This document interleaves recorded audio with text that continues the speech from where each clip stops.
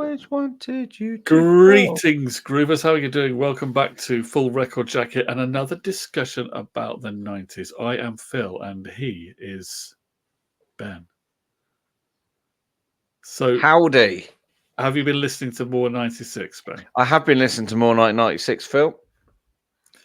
And which albums, pray tell, have been finding their way into your earlugs? Well, first off was one that you mentioned, and I had never even considered the artist whatsoever. I'm pretty sure he appeared on an Now album, but it was DJ Shadow. And is it Introducing? Introducing, yeah, that was the debut by DJ Shadow. Yeah, I was a little bit blown away by it, actually. It was really good, really clever. It was didn't impede on my hearing or qualities. I really enjoyed the album. I didn't sort of only listen to it once, but that once going to it was just very clever, very, very well done, and sort of how it isn't a bigger part of the music conversation is, yeah, I was not pleasantly surprised, because I think I was more than pleasantly surprised by it. So you enjoyed your introduction to DJ Shadow? I enjoyed my introduction. Yeah, it's a complete collage of samples. That's all it is. It's a total DJ. Yeah, but it was just the way it was done. It was just very. Yeah. It didn't sort of. It wasn't trying too hard. It was clever, but it wasn't sort of looking at you going, I know I'm clever and bask in my glory, which is what we maybe Giants. Was that the they might be Giants a little bit? Yeah, which they try to do. Try to be clever and go, we're being clever, and it's like, But yeah, no, I really did enjoy it, and I think it is up there.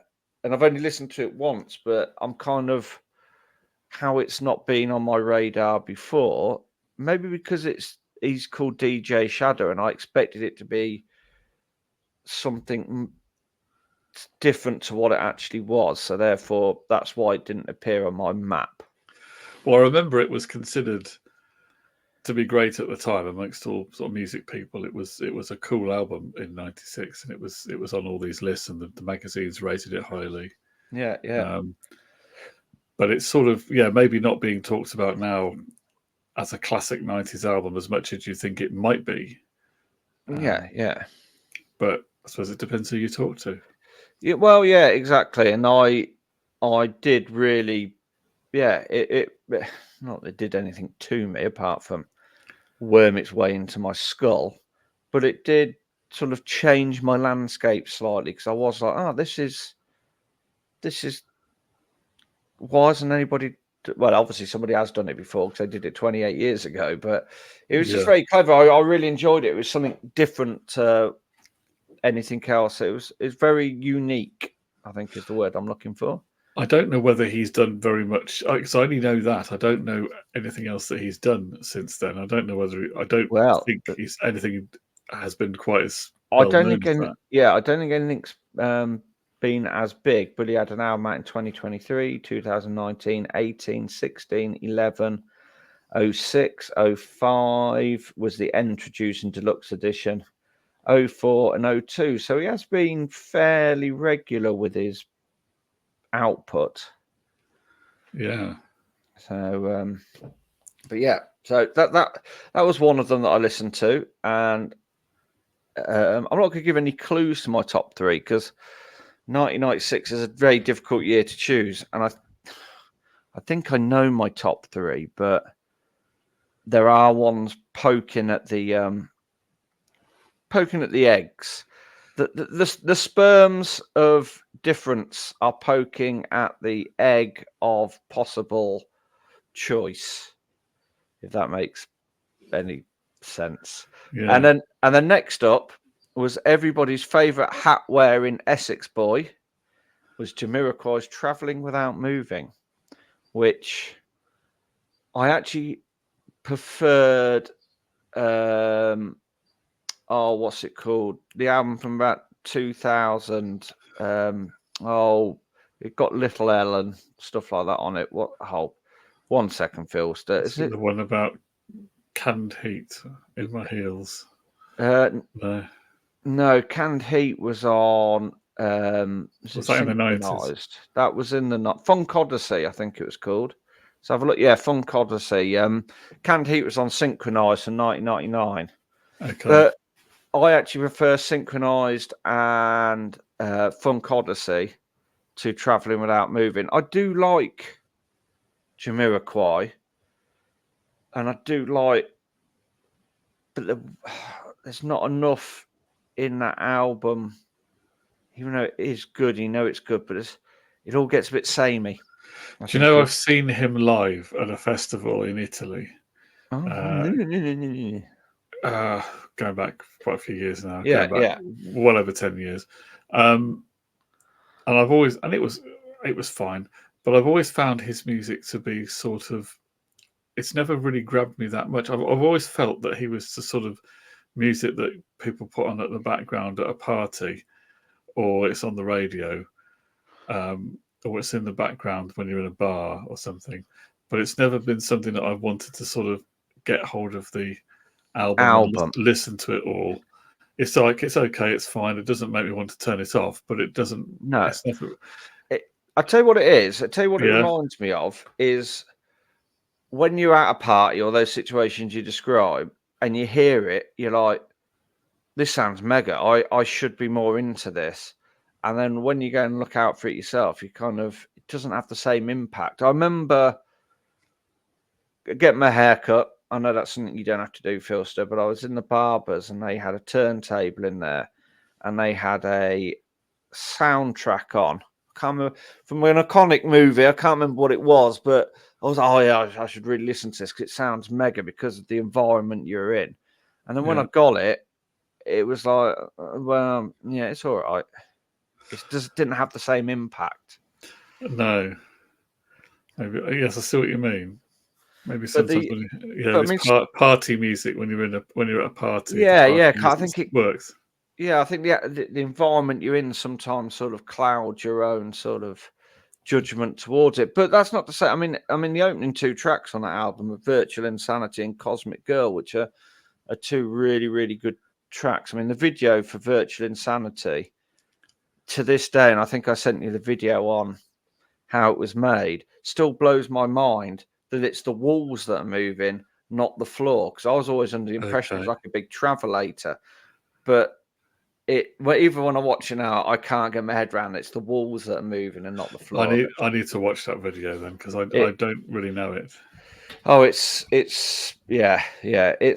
great video, and in fact, it's one of the first videos I remember having on when my dad finally buckled and got cable. I remember NTL, and you got cable, and 2 of the first videos I remember seeing on it were It was Virtual Insanity and George Michael's Fast Love, because I always wanted that chair with the speakers in it.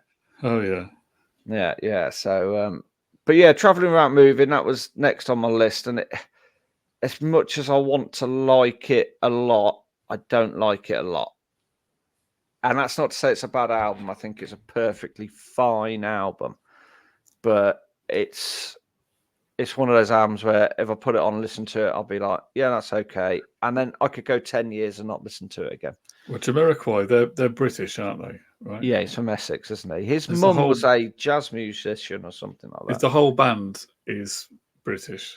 Yeah, I think so. Yeah, because Stuart Zender used to be the bass player, didn't he? Who was married to Melanie Black from the All Saints, or was. Right. I don't think they're together anymore. I think maybe is it just because it's a British band doing an American style of music, sort of funky. That's sort of sonic jazz or whatever it is. Is that why I've never sort of gravitated to it? Because I would prefer, if I'm going to listen to that, I'd rather go to the Americans. You know, maybe that's just me. I don't know. Yeah. I think Jamiroquai was the master of that genre.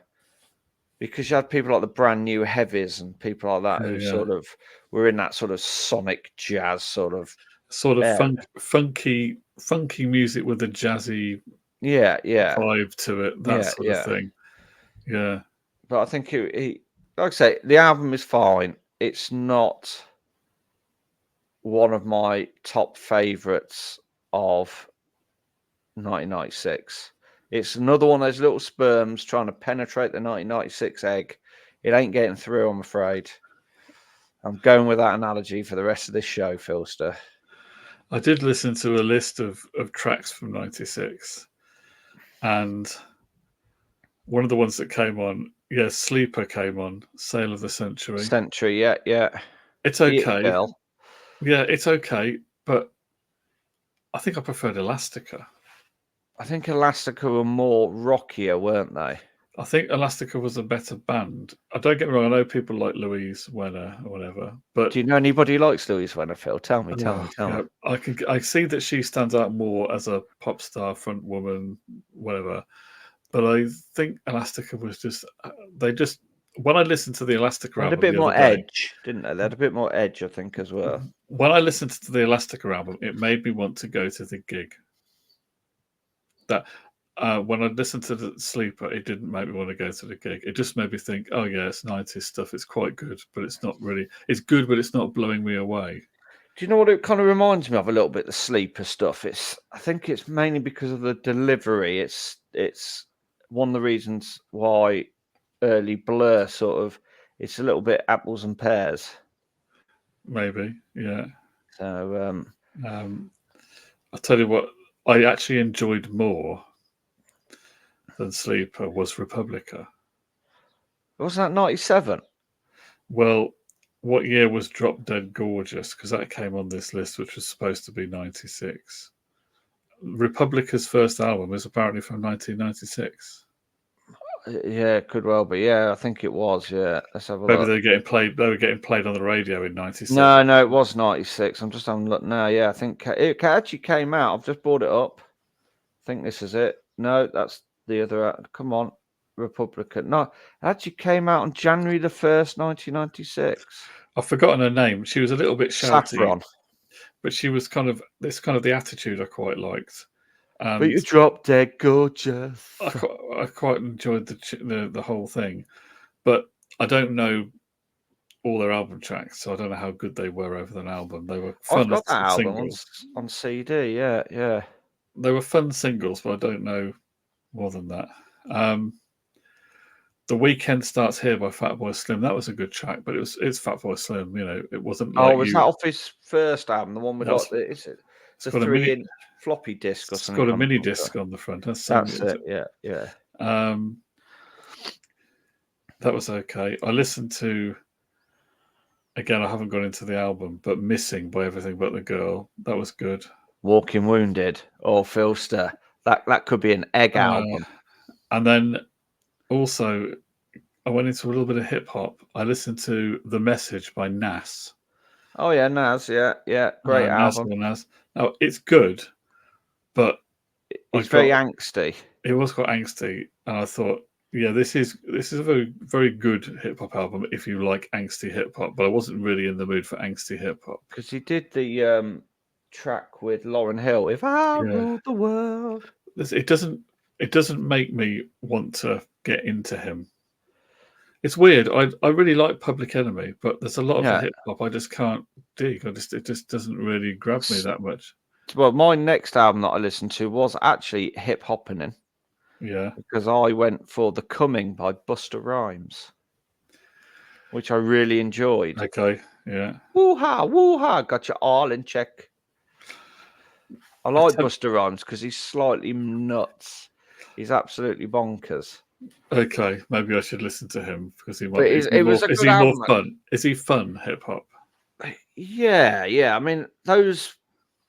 I think I like hip hop to be more fun, even though I've just said I like Public Enemy and they were kind of socio-political, but they were angsty without being angsty too nasty. Do you know what I mean? They weren't. They didn't come across as they had a bad attitude. You know what I mean? Yeah, well, I think that's the Busta Rhymes album's very much like that.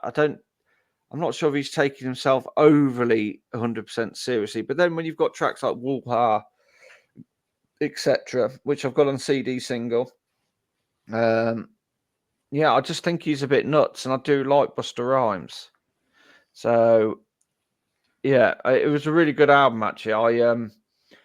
because I listened to that back to back with All Eyes on Me by Tupac, which is, he is angsty, but then it's a mixture with Tupac of angst and a little bit of pop in there as well, because there are, I Ain't Mad at You and stuff like that, which do sort of.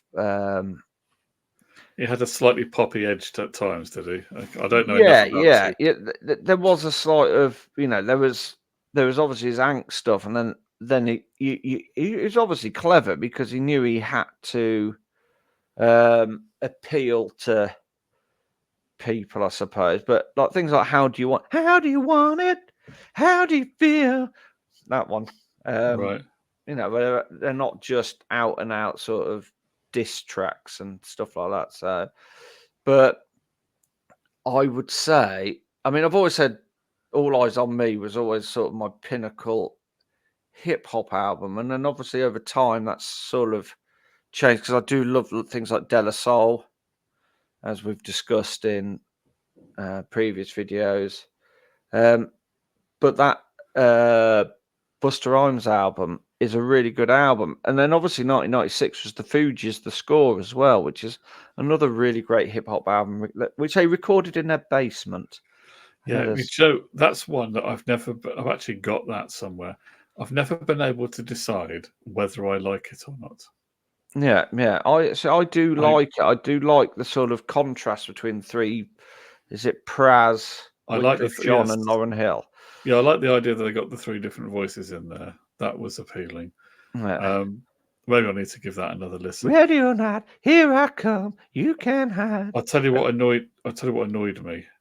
I thought I liked "Girl from Mars" by Ash. Oh, 1977 album. Yeah. Is that the album with "Oh Yeah" on it? Because that's the track that I first remember from Ash. I think so. Oh yeah, I was thinking it over. Oh yeah, it was the summer. Well, that was quite good. I'll tell you what did annoy me, or I just thought I can't really be bothered with this, was Space and the Female of the Species. Yes, I will say about Space, I never got into them because they had an awful album cover to start with. They had an awful album cover, still not as bad as New Orders. But now, after you said about the sort of stock photo thing, I can kind of see why they did it. But I think it's worse than the New Order one, because the New Order one is at least trying to have some kind of statement by having a stock photo deliberately to do an art statement. Whereas the Space album cover, Spiders, is just bad, I think. Yeah, and it's Tommy, isn't it? Tommy's the lead singer of Space. And he's obviously a clever lyricist, because things like Neighborhood and Female of the Species, they're very clever lyrically. But I don't think I could listen to a whole album. It's another one of those albums where, is it trying to be too clever? Well, the thing about it is, it's also they take the middle eight from a Burt Bacharach song as well, don't they? In the middle of that, and it's kind of weird. I'm like, well, I don't know. I'm just not totally on board with suddenly grabbing the whole bit of a Burt Bacharach song. No, and didn't they do the song with Keris Matthews from Catatonia? Maybe they did. Yeah, didn't they do Muldoon's? No. What was the song that they did with? I think there was something between Catatonia and Space, but I can't think what it was. Yeah, Catatonia, because they had that road rage, didn't they? I'm just trying to see if I can find. Was it the ballad? The Ballad of Tom Jones. Yeah, that's right. It was about Tom. I was thinking, you know what I was going to say?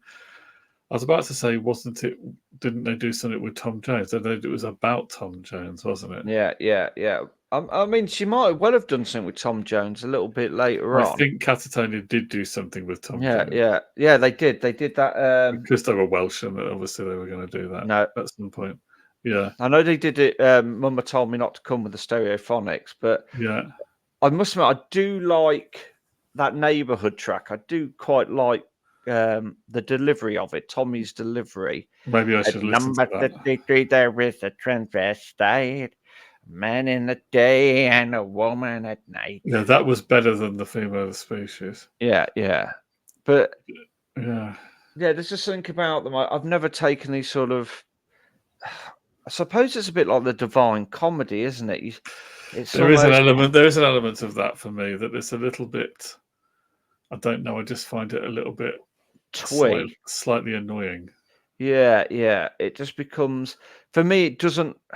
And to be fair, I'm not, to get a record contract to put music out. Who am I to sort of? They're talented. I mean, I couldn't write. Yeah, they're very talented, but it just feels a little bit not like proper, not music, but you know what I mean.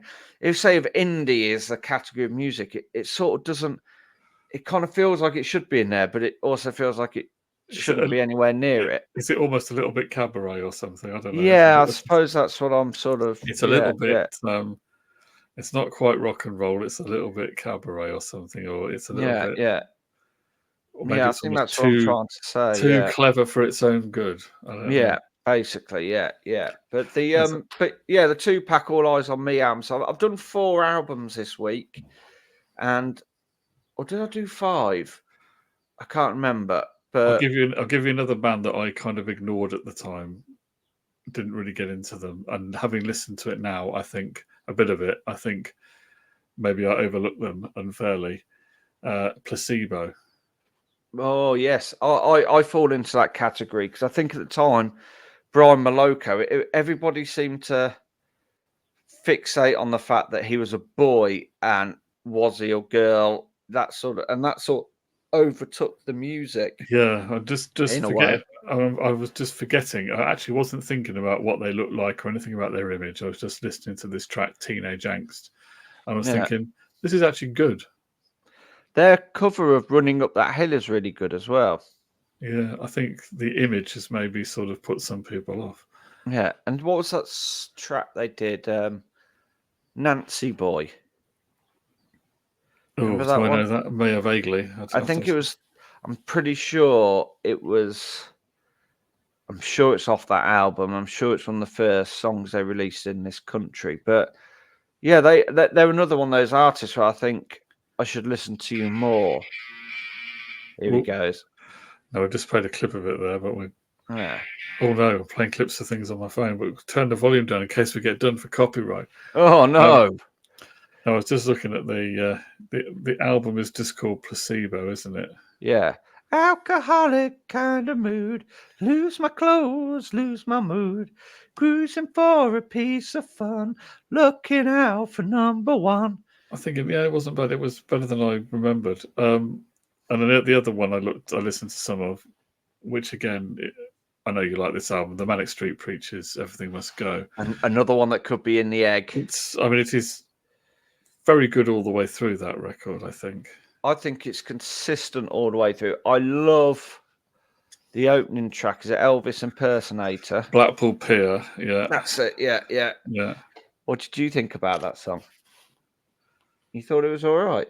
Yeah, you should try buying that on vinyl, Elvis, because it's really hard because everywhere it's sold out. I know there's lots of your albums available, but what's that? You didn't get any royalties from it? It's because you're dead. So don't keep going on about it. Oh no, he's fallen over again, Phil. So like in our previous video, Elvis has fallen off his little stand.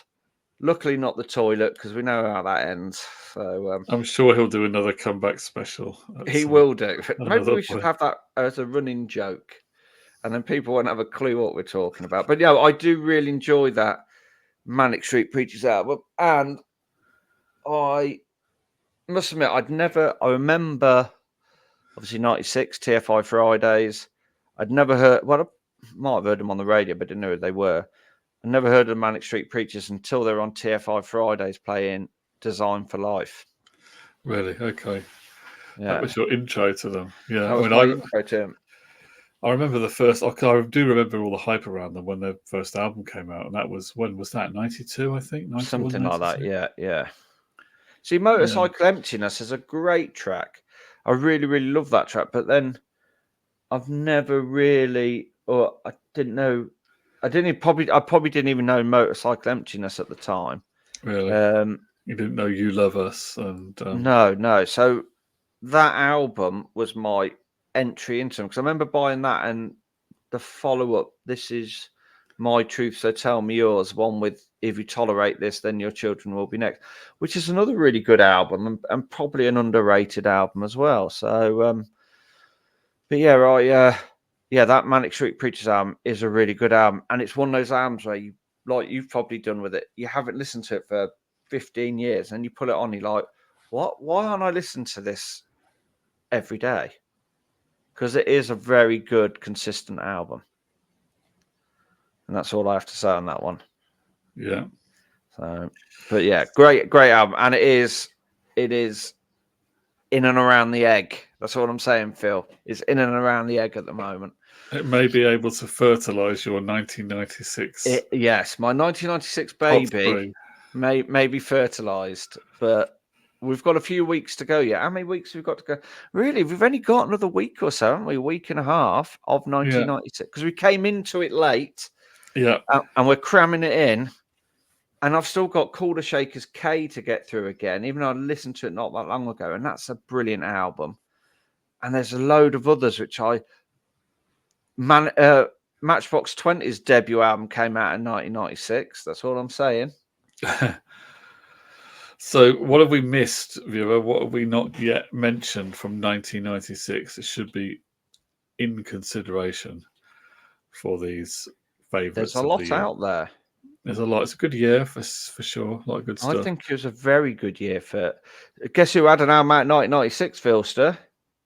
And I will discuss it on the next one we do on 1996 because I'm going to listen to it. I don't know who else. Celine Dion had an album out in 1996.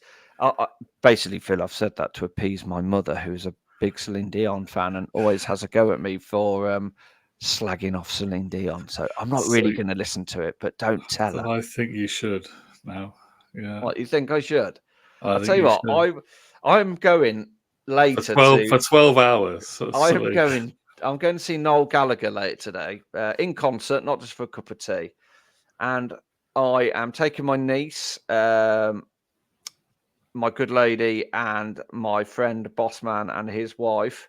And I may surprise them when they get in the car, not by playing music by Johnny Marr because he's supporting, or Graham Cox and the Weave because they're supporting, or Noel Gallagher. I might, as soon as I get in, think twice. Celine Dion, banger. Let's have it. Come on. Actually, you might find that listening to Celine Dion for half an hour gets you in the mood for really wanting to hear Noel Gallagher. So do you know what I might do today? I'm going to have to do this sober because I am driving, is when Noel starts playing, because he's going to play Don't Look Back in Anger. It's going to happen. So when he's like, and so sad, when he's in that bit, I might just start singing, Baby Think Twice. Just throw in some Dion. Throw it in there. Come on, Noel. Let's have it. We all want it.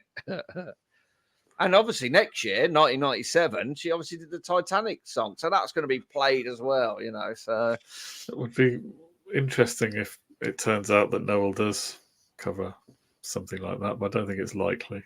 Do you know what? He might be up there playing, you know. So, and he's thinking, oh, do you know what? I've got a really good idea. 2 months later, Celine Dion featuring Noel Gallagher doing another banger, like Think Twice, with Noel Gallagher on backing vocals. That'd be brilliant.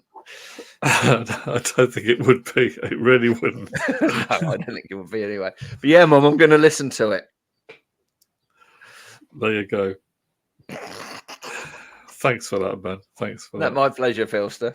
I don't have anything against Celine, to be honest. I think she's good in her realm of her. She is. She's obviously a talented lady, and let's not forget, she has not been very well.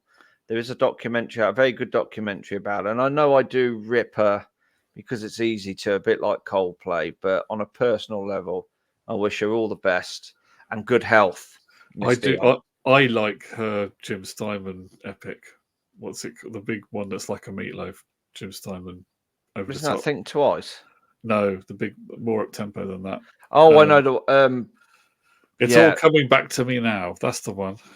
So come I do. I like the Jim Steinman. Yeah. So all jokes aside, there is no malice meant, and we do wish these people all the best. And on that unusually sincere note from Ben, thank you, viewer. Let us know more 96 albums. We'll talk about them next time. Thanks for watching. Bye for now.